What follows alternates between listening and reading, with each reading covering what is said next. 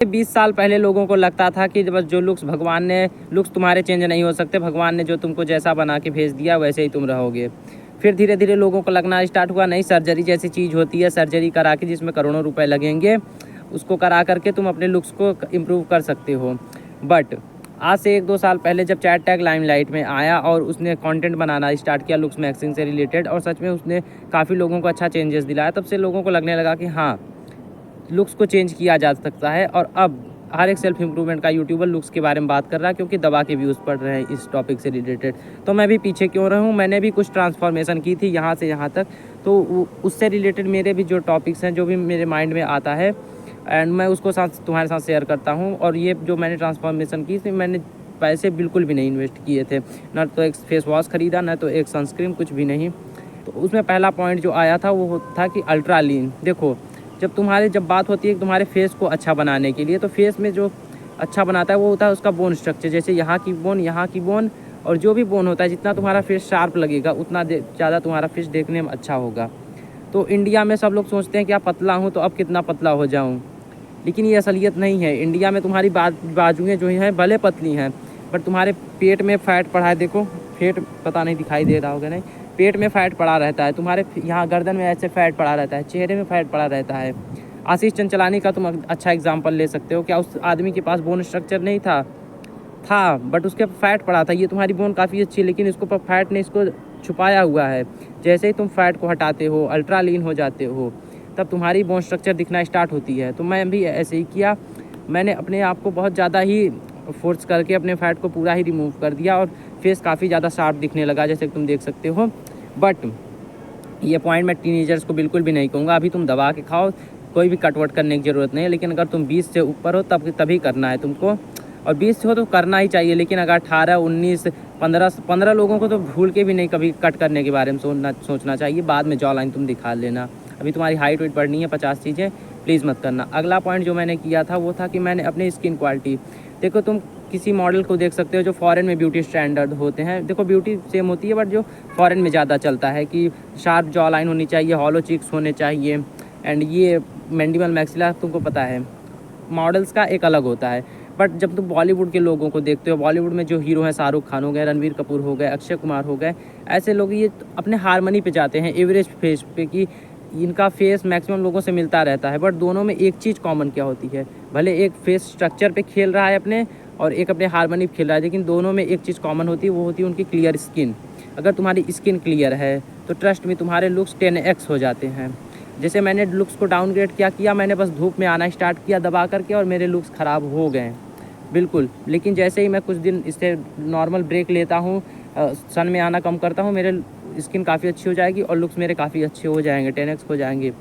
तो मैंने उस समय क्या किया, देखो बचपन में मैं बहुत दबा के क्रिकेट खेलता था पूरे दिन। जैसे धूप में, गर्मियों के एकदम चलती हुई दोपहरी में बहुत क्रिकेट खेला हूँ, तो उससे मेरे लुक्स पे बहुत ज़्यादा टैनिंग पड़ गई थी मेरे स्किन पे, और लुक्स दबा के ख़राब हो गए थे।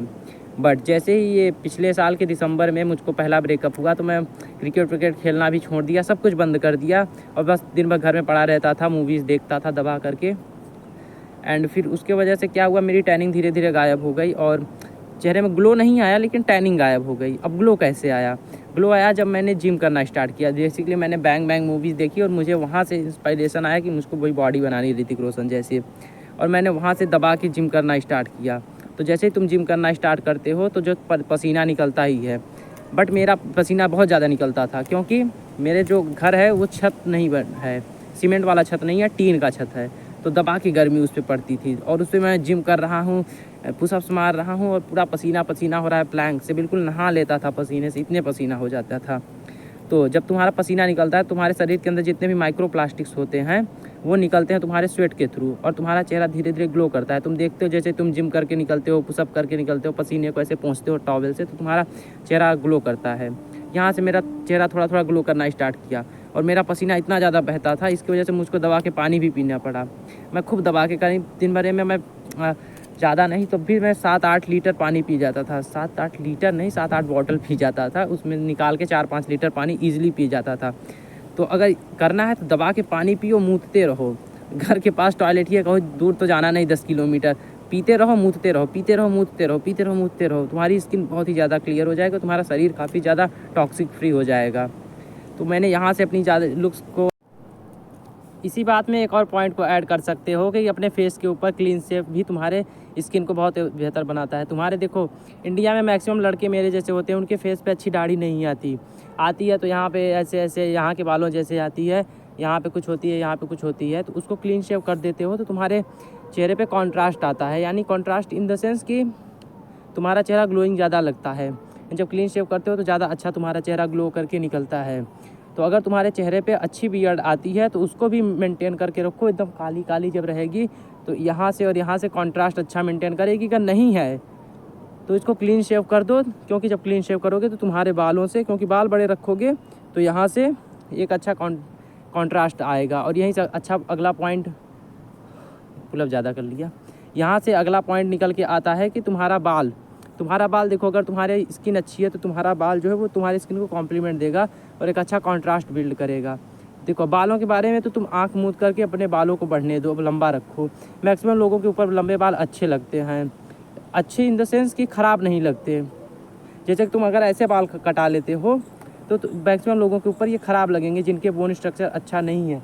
बट अगर तुम लंबा बाल रखे होते हो तो मैक्सिमम लोगों के ऊपर ख़राब नहीं लगते और बहुत से लोगों के ऊपर वो सूट करते हैं। तुम यहाँ के बालों को, अपने पीछे के बालों को बढ़ने दो, यहाँ तक ऐसे एक पीछे एक बैकग्राउंड जैसा वो काम करेगा और तुम्हारे चेहरे को एक अच्छा कॉन्ट्रास्ट, एक अच्छा बैकग्राउंड देगा और चेहरा तुम्हारा ज़्यादा पॉपअप होकर निकलेगा सामने। ये चीज़ तुम कर सकते हो। तो अपने बालों के इन द सेंस कि बालों को हाँ कटाओ मत, इधर इधर के ट्रिम कराते रहो। हल्के जो उसके जो ऊपर के बाल होते हैं, क्या बोलते हैं उसको, रूट, उनको कटाते रहो। बट ऐसे बाल प्लीज़ मत रखना अगर लुक्स मैक्सिम थोड़े भी इससे भी इंटरेस्टेड हो तो। नेक्स्ट चीज़ जो मैंने इम्प्रूव करी थी बाल के बाद वो था कि एक नेक्स्ट चीज़ बहुत ही क्रिंज तुमको लग सकती है, एंड था वो क्रिंज जैसी हरकत थी कि मैं जब अपने आप को चैट जैसा फील करते रहो। जब देखो मैं इस यहाँ से यहाँ तक जा रहा था तो उस समय में मैंने दबा के ऐसे गाने सुन रहा था, बंदा कुकड़ कमाल था, कुड़िया होना चाहे इफेक्टू दी चालदा, आँखों के नीचे से काजल चुरा लूँ मैं, बचना है हसीनों, एंड इस तरीके के मैंने बहुत सारे गाने सुने। तो उसको माइंड में मैंने डेवलप कर दिया कि yes I am a good looking person, I am a Chad. जब तुम्हारा जाएगा तो तुम उस तरीके से चलोगे। मुझको याद है मेरे दोस्त मुझको कहते थे अरे ऋतिक रोशन जैसी वॉक कर रहे हो। आई डोंट नो वो क्रिंज था कि क्या था, बट मुझको बहुत ज़्यादा कॉम्प्लीमेंट मिले थे। तो अभी अपने आप को देखो, इमेजिन ही तो करना है, चाहे बुरा करो चाहे अच्छा करो। अगर गाने ही सुनने हैं तो अच्छे सुनो ना, जिसमें गाने तुमको बढ़ाया जा रहा है।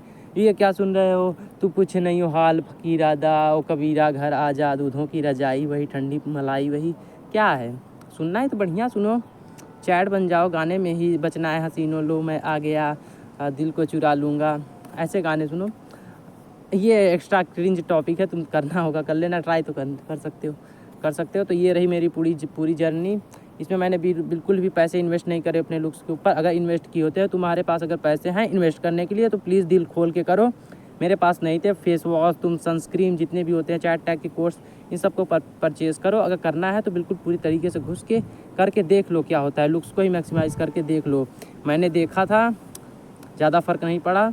हाँ, आई कांटेक्ट तुमको मिल जाते हैं, लोगों से वैलिडेशन मिल जाती है, but without social skills, without money you are nothing basically. ये कड़वा सच दे रहा हूँ लास्ट में, बट हाँ होप भी है कि कर लो एक बार, क्योंकि बाद में तुमको पता रहेगा कि हाँ मैं कर सकता हूँ। जैसे मैं एक बार इम्प्रूव करके अभी डाउनग्रेड किया हूँ तो मुझको पता है कि मैं पैसे आएंगे तो मैं लुक्स को इम्प्रूव कर लूँगा। कोई बहुत बड़ी बात नहीं है। लव यू, बाय, चुम्मा।